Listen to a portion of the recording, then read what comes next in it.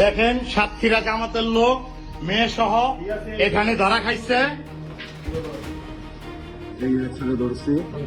ঠিক আছে, অবৈধ কাজ করে। আপনারা কয়দিন নিয়ে আসছেন এখানে? সত্যি করে বলবেন। হ্যাঁ, আজকে প্রথম আপনি অন্যায় করছেন? হ্যাঁ, আপনি অন্যায় করছেন? আপনি একজন জামাত হয়ে কিভাবে কাজটা করলেন? মেয়ে লোক। সম্প্রতি সামাজিক যোগাযোগ মাধ্যমে সাতক্ষীরা ৪ আসনের জামায়াতে ইসলামের সংসদ সদস্য গাজী নজরুল ইসলামের আরও একটি ভিডিও ভাইরাল হয়েছে, যেখানে তাকে এক নারীর সঙ্গে একটি হোটেলে দেখা যায়।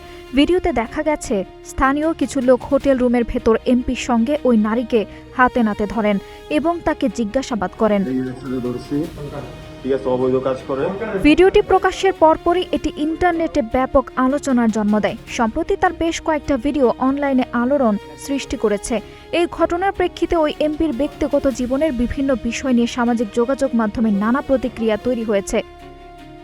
বিষয়টি নিয়ে দলের পক্ষ থেকেও প্রতিক্রিয়া দেখা গেছে। সাতক্ষীরা জেলা জামায়াতে ইসলামের সেক্রেটারি আজিজুর রহমান আগের ভিডিওকে ঢাকার একটি বাসার সিসিটিভি ফুটেজ থেকে ফাঁস হয়েছে বলে গণমাধ্যমকে জানিয়েছিলেন। ভাইরাল ভিডিওটির মাধ্যমে বিষয়টি প্রকাশ্যে আসার পর ওই এমপি ফেসবুকের মাধ্যমে এই বিষয়ে নিজের ব্যাখ্যা প্রদান করেছেন বলে জানা গেছে। উল্লেখ্য যে সাম্প্রতিক সময়ে জনসমক্ষে এমন বেশ কিছু ভিডিও ভাইরাল হওয়ার ঘটনা ঘটেছে, যা নিয়ে সাধারণ মানুষের মধ্যে ব্যাপক চাঞ্চল্য ও আলোচনার সৃষ্টি হয়েছে। তবে প্রতিটি ঘটনার প্রেক্ষাপট ভিন্ন।